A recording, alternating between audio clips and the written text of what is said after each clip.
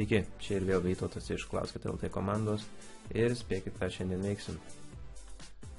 Matuosim interneto greitį.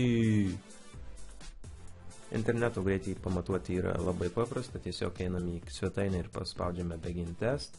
Populiariausia turbūt yra speedtest.net svetainė, kurią aš dažniausiai naudoju. Taip pat Lietuvoje galime naudoti Zebra greičio testą, taigi pabandome. Nueiname į speed.zebra.lt ir spaudžiame Begin Test.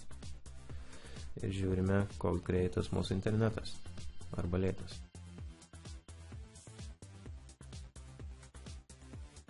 Download speedas yra mūsų parsiuntimo greitis, upload išsiuntimo greitis. Ir štai matome, gavome 9,63 megabito per sekundę. Nepamirškite, kad šis yra skaičius megabitais, ne megabaitais. Tarkime, jeigu jūs žiūrite, kaip greitai jums siunčia failą, tas greitis yra megabaitais. Greičio testas yra megabitais.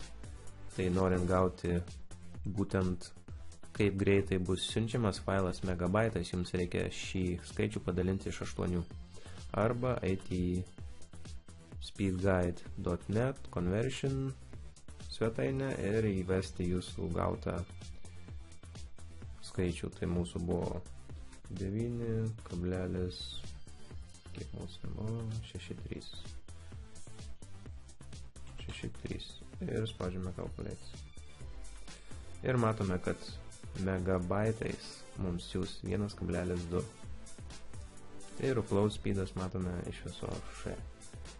Taip pat galime palyginimui atlikti tą patį greičio testą iš speedtest.net.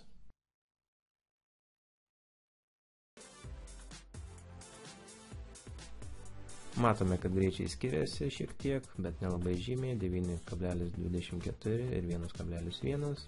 Čia buvo 9,63 ir 0,87 megabito per sekundę. Tai štai tiek šiai pamokėliai. Zebra svetainė jau yra sukonvertavusi jūsų interneto greitį į megabaitus, jeigu norite pasižiūrėti, taigi 1,2 ir 0,1 megabaito siuntimo greitis.